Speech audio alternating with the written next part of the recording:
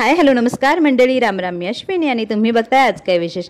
तर बाळ 6 महिन्याचं झालंय आणि त्याला खायला काहीतरी पौष्टिक बनवायचंय. चला मग ही रेसिपी तुमच्यासाठी. आज आपण बनवतोय नाचणी सत्व घरच्या घरी.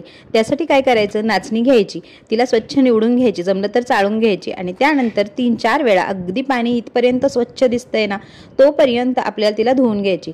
त्यानंतर रात्रभर भिजत ठेवायची. 4-5 तास भिजवली तरी पण इनफ होते. नंतर पाणी काढून घ्यायचं आणि एका सुती कपड्यामध्ये गुंडाळून तिला 2 दिवस पूर्ण 2 दिवस मोड आणायला ठेवून द्यायची. त्यानंतर छान असे लांबसडक मोड येतात. हे मोड रात्रभर ठेवल्यानंतर आलेत, अगदी बारीक बारीक दिसतात हो की नाही. त्यासाठीच आपण जास्त वेळ ठेवणार आहे आणि दुसऱ्या दिवशी काढली की तुम्हाला दाखवते इतके लांबसडक मोड येतात. म्हणून 2 पूर्ण दिवस आपल्याला मटकी जी आहे ती मोड आणायला ठेवायची. मोड छान आलेत, मटकी काढून घ्यायची आणि एका सुती कपड्यावर किंवा रुमालावर पसरून फॅन खाली 4-5 तास चांगली कोरडी होऊ द्यायची.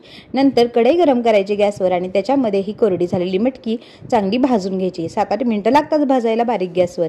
हलक्या हातानं भाजायची, मोड जास्त तुटू द्यायचे नाही. भाजून झाली मटकी की एका ताटामध्ये काढून घेतली. सुती कपडा टाकला ताटामध्ये, त्याच्यात काढली. म्हणजे काय होतं, पाणी सुटत नाही. थंड झालं हे सगळं की घरघंटीवर दळली.